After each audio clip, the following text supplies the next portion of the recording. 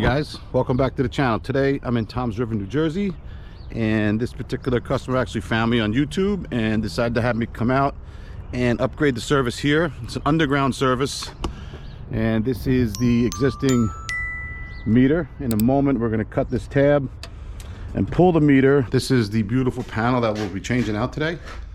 It's only got, let's see, 1, 2, 3, 4, 5, 6, 7, 8 branch circuits and a 100 amp main breaker. It's by a company called Generac. I don't know if I've ever seen that one before.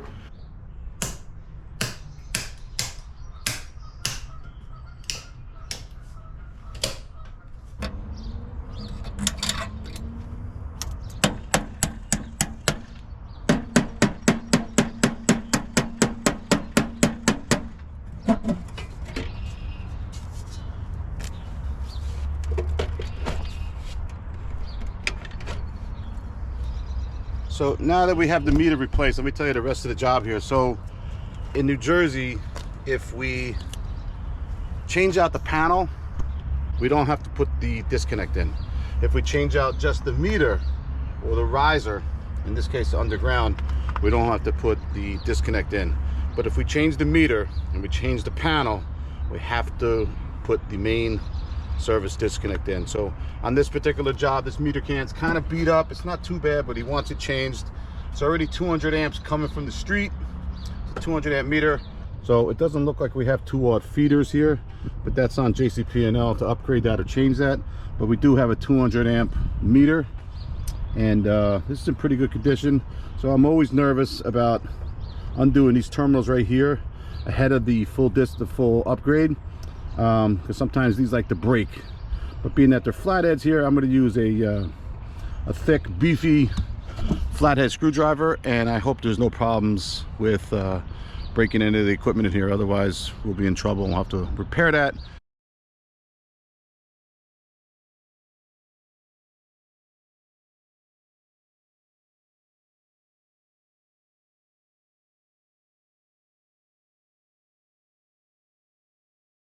If you've been following my channel for a while, you know that most of my panels have way more than 8 circuits. So this was kind of a simple one, although wedging that main disconnect, you'll see later, that was a challenge.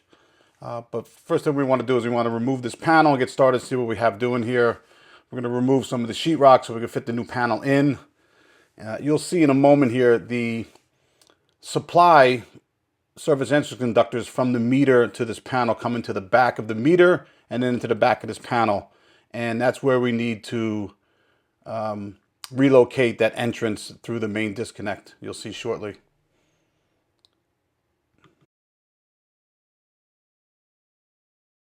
One of the things we'll also have to do is we'll have to relocate. Actually, we're going to be installing new grounding electrode system, including 2 ground rods and of course the grounding electrode conductor to our copper water main. Kids, young guys, if you're watching this, see how they twist together the equipment grounding conductors? You don't want to do that. Just don't do that anymore, okay? Stop doing that. Just keep them individual together. You're not allowed to put that many equipment grounding conductors underneath one terminal. You might have been able to do that back in the 60s and 70s when this panel was put in. I think it's 1974 this house was built. But stop doing that. Just, you could put 2 under a terminal or maybe 3 in some panels, but don't twist all of them together. Stop doing that. And that's my public service announcement for this video. Thank you. So removing this panel, as you can see, was pretty simple, and it only took me maybe 30 or 40 minutes at the most to remove this panel and get rid of these the Romex connectors here. We're going to be keeping the circuits in this same panel here, but what we're going to need to do, as I mentioned previously, is we're going to need to relocate where those service entrance conductors come in. Those service entrance conductors here come into the main breaker panel, but the new main breaker is going to be to the right on the meter, to the right of the meter outside, which you'll see shortly.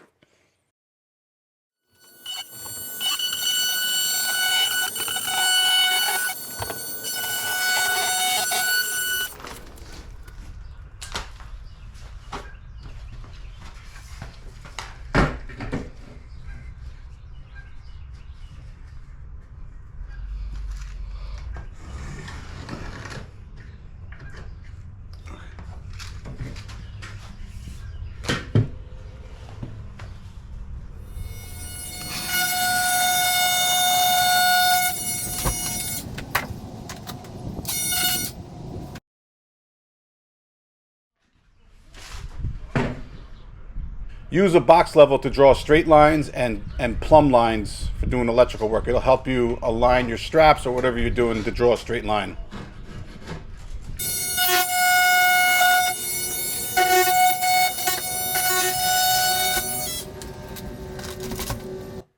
So I'm just clearing out the way here for my panel. I don't know exactly where it's going to sit just yet, and you'll see later on that I actually do make some more cuts here in the sheetrock, which is okay because there's badly damaged sheetrock. There was cabinets and desktops in the way, and this owner, Will, actually took it all down for me so I could actually do the work nice. So there's some damaged sheetrock there. There's nothing I could do about it.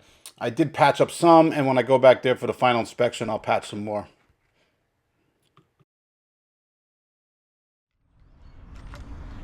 So I didn't plan on actually disconnecting this live meter here, but once I got into it and I saw the conditions and I wanted to get this work done, I just went for it. We'll do it live. Okay. We'll do it live. Fuck it. Do it live. I'll write it and we'll do it live.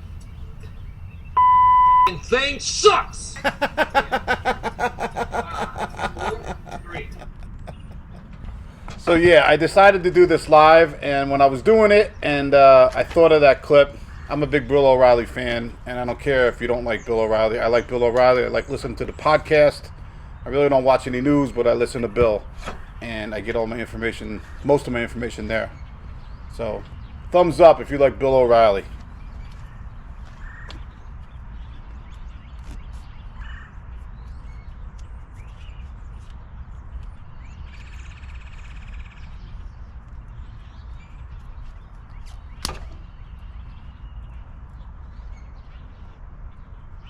So like I said in one of my short videos, doing this underground live disconnect here, I was a little nervous about doing it, but I spoke to a couple of other electricians that I know, and they told me they do it routinely, and I figured if they did it, I was going to give it a shot. I thought I had these insulated gloves that a lineman eventually gave me.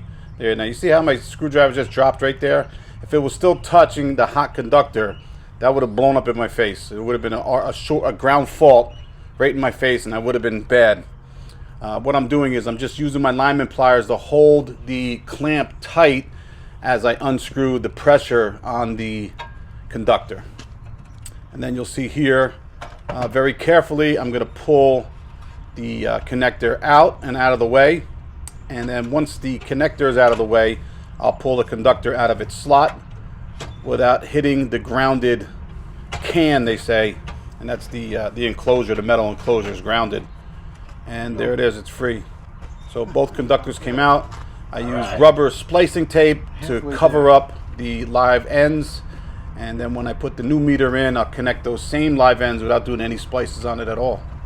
This was a lot easier than I thought it was going to be. And I would definitely do this again. Again, I'm a licensed electrician and I've been practicing for 34 years. So that's what gives me the confidence to do this.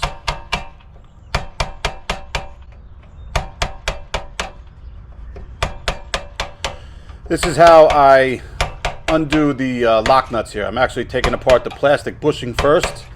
That's to prevent any abrasion against the insulated conductors. And then I'll finally do the metal lock nuts, which actually keeps the connection of this meter to the conduit or to the male adapter here. And then finally I'll undo the screws that are attached to the side of the house. Then I'll pull the meter off and put the new meter in and terminate those conductors as well. If you like this video, do me a favor, hit that like button. If you haven't already subscribed, please do that. Just reached 19,000 subscribers. I'm very excited about that, and hopefully we'll be reaching 20,000 subscribers in the next month or so.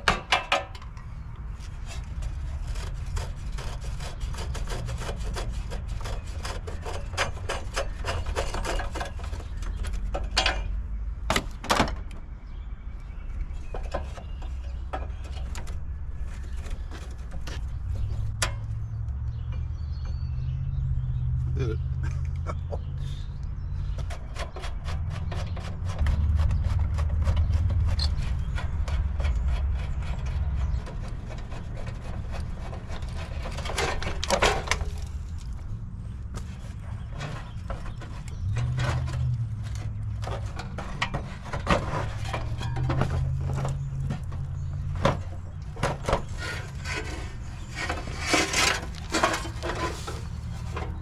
Yeah, buddy.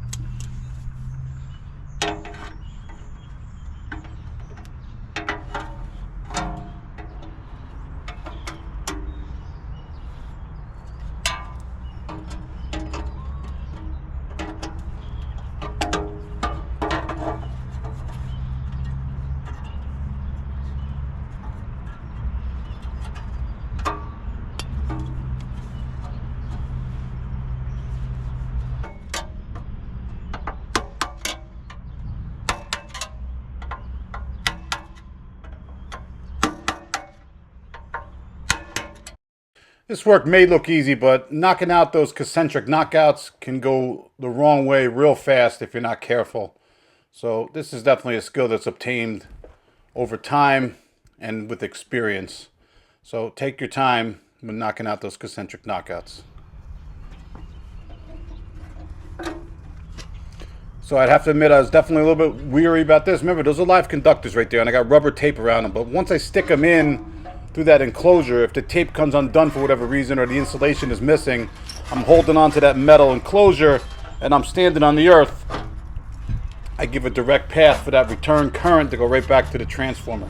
Remember, current always leaves the source and returns to the source. So don't be a part of that conductive path.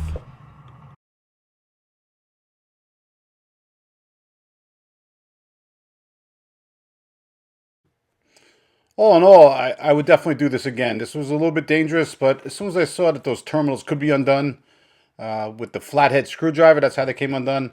If they're with the channel locks, it becomes a little more challenging because they might want to snap. And the worst thing you want to have happen is that the lugs break on you, and now you got a real problem, because if the lugs break, they're probably still terminated to that conductor, and now you really got a problem.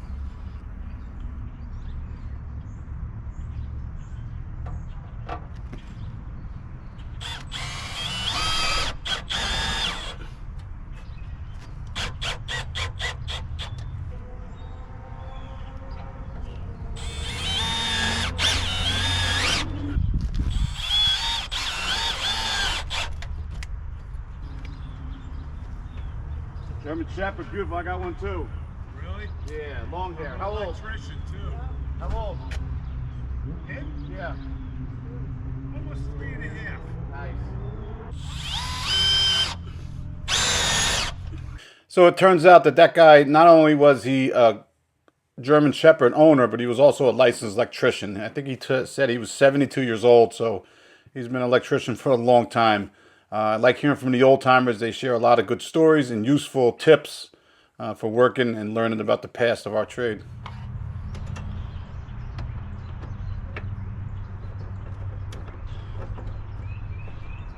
So the first thing I'm terminating here is the system grounded conductor. So the NEC has many definitions, and they define each of the conductors, and this is the grounded utility conductor, which eventually turns into our neutral conductor, which also is where our derived equipment grounded conductor comes from when it gets bonded at the main disconnect. But the grounded conductor serves two purposes. It carries the imbalance of current between my two hot legs of this single phase service. We'll call this conductor here L1. We'll call the other hot conductor L2. So if L1 has 20 amps on it and L2 has 17 amps on it, there'll be 3 amps of current flowing on that grounded conductor back to the source. The other mode, or I should say the other thing that this grounded conductor does, is it carries fault current back to the source. So if you have a ground fault in your house from an electrical device or from a light, where you have the hot conductor touching or make contact with a grounded part, it'll send fault current back on the equipment grounded conductor in the main breaker panel or main disconnect, where it'll then go onto the grounded neutral back to the source, back onto either L1 or L2, depending on which circuit breaker has been affected by this ground fault, to open up the circuit breaker. So essentially that grounded conductor does two things. It carries neutral current, and it also carries fault current.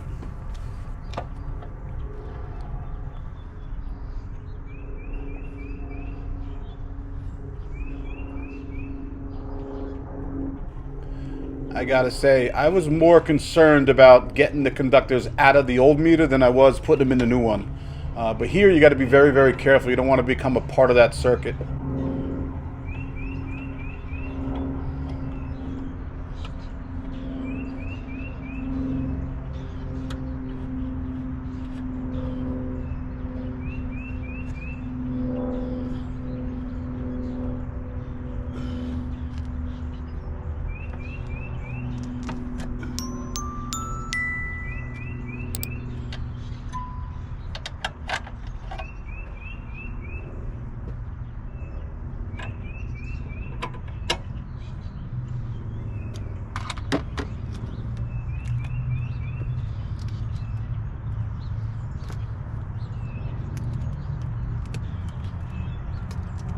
I'm disconnecting the rubber splicing tape that I have, and this is what I use when I cut in services up on the ladder that you see me doing. So just very carefully here, I'm just going to hold this lug in place and connect my live conductor onto the line side of the meter.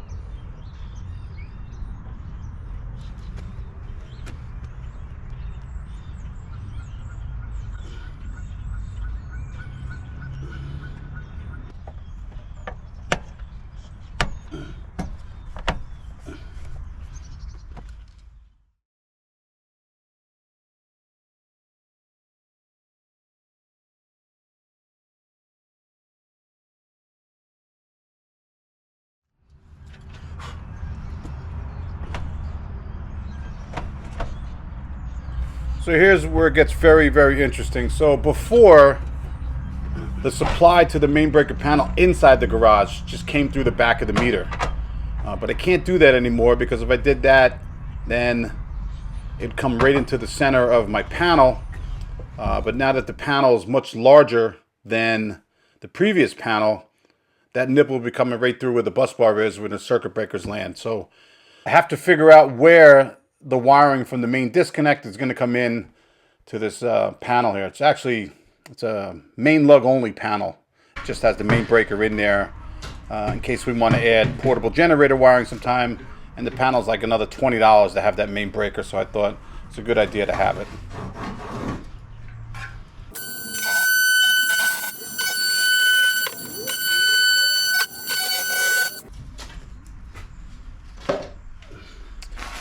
On another service I did last week in Barnegat, I didn't record it, but I learned a lot from it. So what I'm doing here is I'm knocking out this concentric knockout, and this is ideally where the nipple from the main disconnect on the outside is going to enter into the main breaker panel. But what I want to do is I want to set the panel in place in the bay and then drill a pilot hole to the outside to make sure that the main disconnect nipples are going to line up to where it's going to go back to the meter. So there's a nipple that's going to come out of this panel, go into the back of the main disconnect, and then to the side of the disconnect is going to be another nipple that goes into the meter. And so got to make sure all this lines up before you make anything permanent. So this is the pilot hole. That was the first pilot hole I drilled, and it was too low, actually. I had to raise it up a little bit. So I cut out a little more of the sheetrock here, and I'll raise the panel about 8 inches or so. So I'm at a good level where I can come into the back of the disconnect on the outside, and the panel is not too high, because remember, that highest circuit breaker that you can have is 6 feet 7 inches. So you got to be careful of that too. And I'm pretty sure right there where that panel was, I was actually too high. The highest circuit breaker was above that 6'7" mark. So there I am measuring for that height. And so I got to lower the panel just like maybe 2 or 3 inches. That's all it was. But you'd hate to do all this work and find out that the panel was 2 inches too high and you failed inspection for that.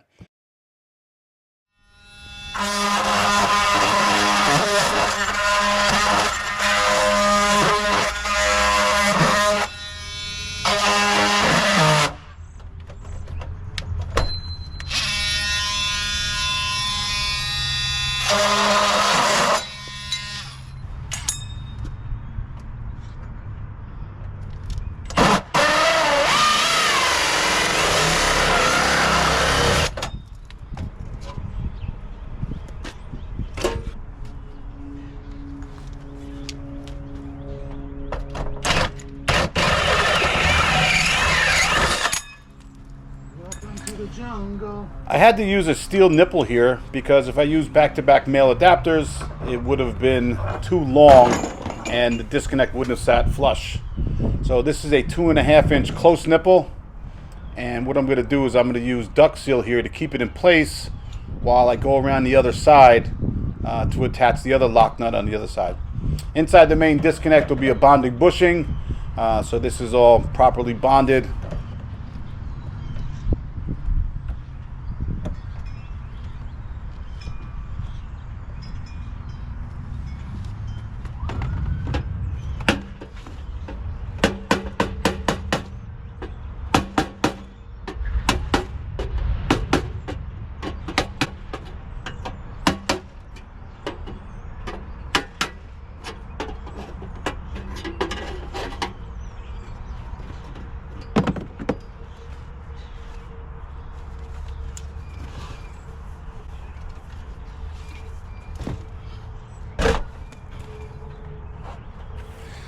In reality, this takes longer than it does to terminate all the branch circuits inside the new panel. Lining this up, this was a major pain in the ass because you got to have it now. In September of last year, the exterior service disconnect became part of the law here with the New Jersey Rehab Subcode. So what I'm doing here is I'm using this level here to make sure. I'm going to use the concentric knockout on the meter there, and I'm going to make a knockout on my disconnect. So I'm drawing a straight line here so I know where to make the hole in the service disconnect for the nipple.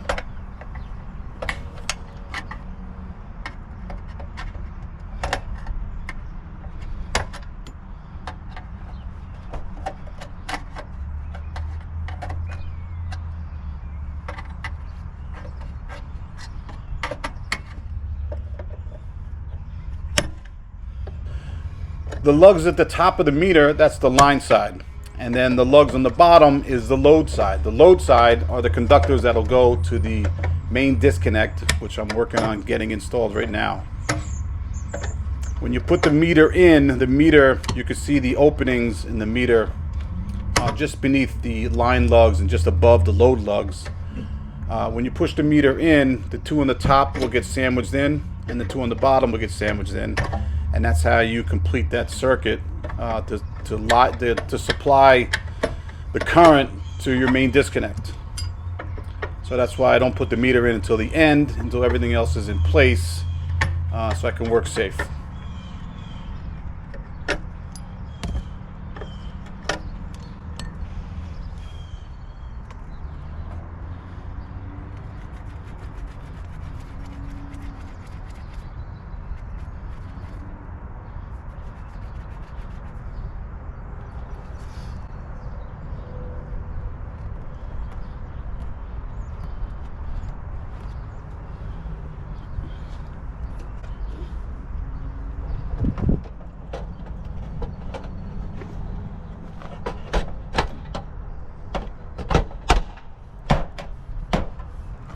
Now, thanks to quick editing, this doesn't look as long as it took to take it. This probably took me about 90 minutes just to get right. From moving the panel to getting the KOs knocked out, to getting all the equipment in place. It just took a lot of time, but it was done right the first time, which is a big motto of mine. Do it right the first time, right? So here I'm getting the lock nut on, making room for the bonding bushing, because the main disconnect here is a part of the service equipment. That's why it needs to be bonded. There you can see the bonding bushing. And then here you'll see the ground bar that we've added. And then we've added the bonding jumper. And so here we're going to start adding our 2-aught copper service entrance conductors to the line side. Now, so the line side is always on the top of any service equipment, as far as I know. And so here is no different. So we need to go from the bottom of the meter, those lugs, to the top lugs inside this main disconnect. And as you can see, it's a narrow enclosure for sure. So the first thing I always like to do is the neutral wire. And I'll make sure all my tape is in place. Now, I think I was running out of white tape, so I usually tape the entire conductor, but I was running low on the vinyl tape. So I made sure that it was properly identified. You definitely know which one it is, but I didn't do the whole conductor as I normally do because of that. And then after the neutral is done, we'll put in the 2 hots, and then eventually we'll terminate to the load side and inside to the panel. If you like this video, do me a favor, hit that thumbs up, and if you haven't already subscribed, please do that. Thank you.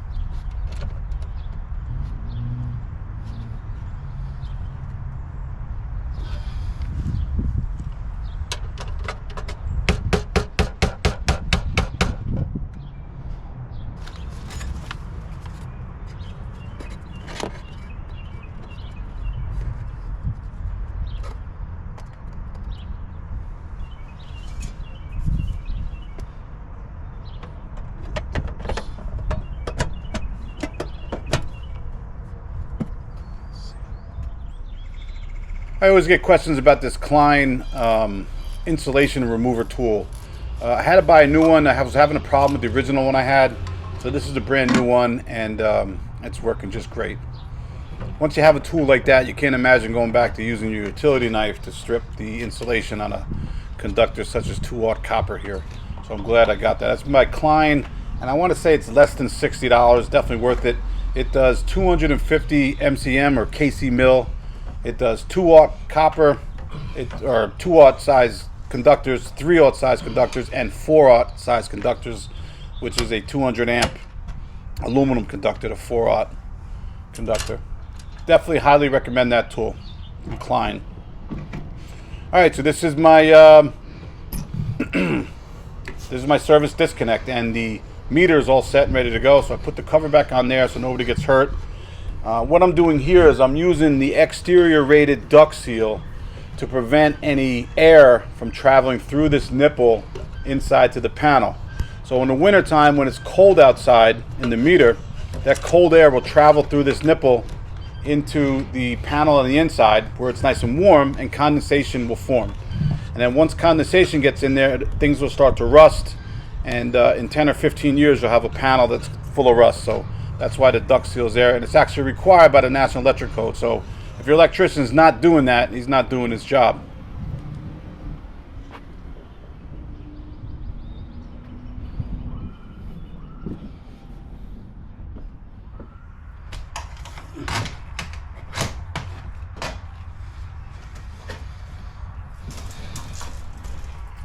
I don't always use copper conductors. I like to use aluminum a lot of the time, but this was just such a short distance that the cost justified. And we also have copper from the utility company here, so we kept everything in copper. And I'm using my Klein ratchet cutters there. I'm using my Klein T-handle, 1/4-inch T-handle hex head here to undo these terminals. And then I'll use the Klein insulation remover. And then we'll terminate the conductors to the main breaker right here. Well, I say this is the main breaker for the panel, but this is not the service disconnect. So inside, this panel is technically known as a main lug only panel. And the reason why I left the main breaker, or I bought it with the main breaker, is because the cost was only $20 more than a main lug only panel. And this way, if this gentleman or the next homeowner or whoever wants to have portable generator wiring installed, we'll have that main conductor, we'll have that main breaker there to work with the generator breaker and the interlock that Cutler Hammer provides here. So that's the advantage if you wanted to add portable generator wiring later on. Also, this panel would also be ready for a generator because the service disconnects on the outside. So what you'd have to do then is reconnect disconnect the service disconnect that we just put in, and put in the automatic transfer switch that's also service rated if anybody decided to get a standby generator on this property. So there's a couple of good things that happens when you put the service disconnect on the outside. The fire company, should there ever be a fire at this house, loves this code change, or appreciates it, I should say, because they could just turn that main disconnect off and not have to go inside the house that might be on fire to turn off the electrical power. I definitely understand the code change, and I think it's a good one, although it's going to be a lot more work and it's going to add cost to doing the service upgrades.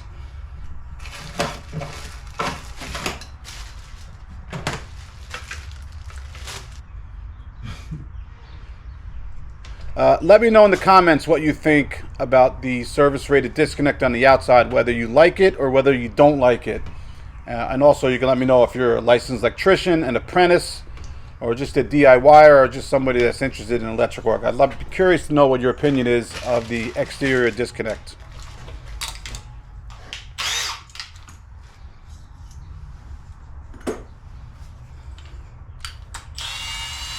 Hey, so I get a lot of questions about this on my channel. These are the white button connectors from Arlington. And as you can see, they're these guys. These white connectors. And they're really nice because you can slide the connectors over this wire after it's already inside the hub or the knockout for the wire. That's why we use them. So I'm going to show them to you right here. I'm going to pour a couple of these out and use them. Probably more than I needed. And then I'm going to flash up the model number for these Arlington connectors. Alright, so if you want to pause the video or take a screenshot, now you know the order information for these Arlington white button connectors. You're welcome. Finally, it was time to start terminating the home runs into the new panel. I did notice that once I went to go put the whole house surge protection device, the plug-on device into this panel, I inadvertently got the wrong style. So Cutler Hammer also has a tan handle line of products for electrical circuit breakers, and that was the surge protection device that I got. So I had to stop what I was doing and run to the supply house before they closed, and that just added a little bit of time to this job. Sometimes that happens, and that's the stuff that electrical contractors have to do. You're committed to this job to do it. I wanted to get this done right the first time. I already have the inspection scheduled for the following week. And so I went and got the new surge protector that I needed. And the job was complete. The only thing, I shouldn't say complete, the only thing I still have to do at this job, and I'm going to go back to meet the inspector when I'm there, is identify each of these circuit breakers. It was just a long day, and I guess by the time I was done, it was about 7 p.m., and I was pulling out of there probably about 7:15 or 7:30 even. Now that the days are getting longer, you're able to do that. You can't do that in December because it'll be 2 hours of working in the dark. Although I wouldn't say you can't do that. I'd prefer not to do that. And so I got all the equipment in, and we're ready for the inspection. And while I'm waiting for the inspector, I will label all the panels, all the circuit breakers as I usually do. Do me a favor, you like this video, give me a thumbs up. And if you haven't already subscribed, please do that. We're looking to get to 20,000 subscribers in the next month or so, and we appreciate your support. Thank you.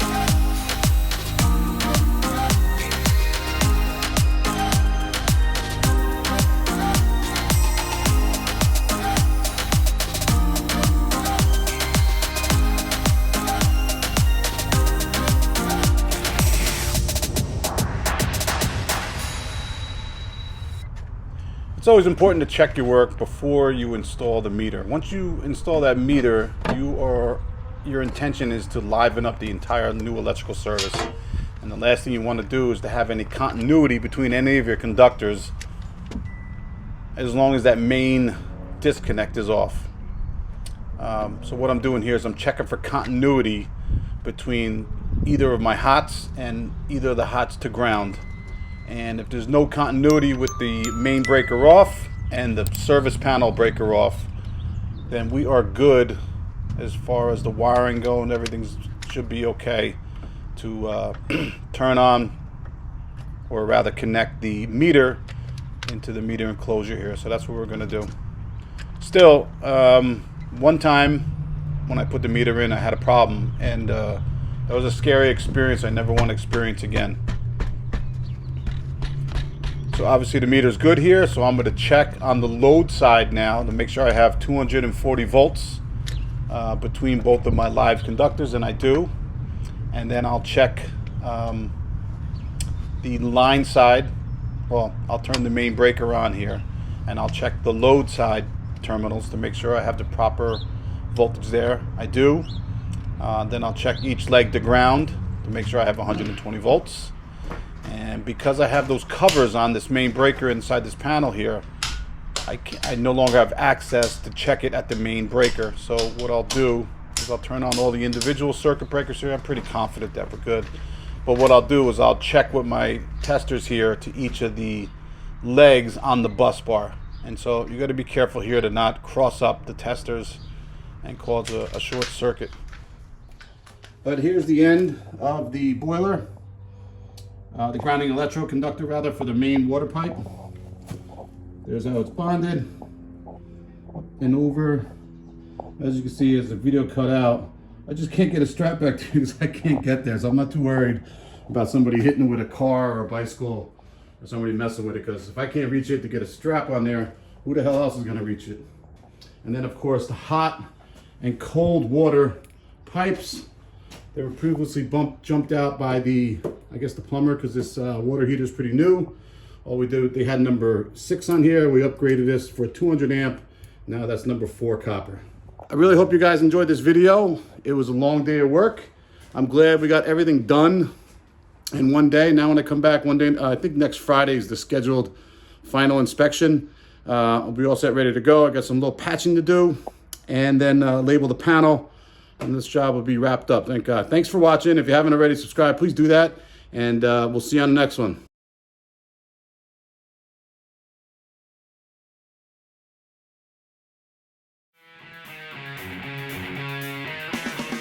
Thanks for watching this video. Be sure to subscribe, and we'll see you on the next one.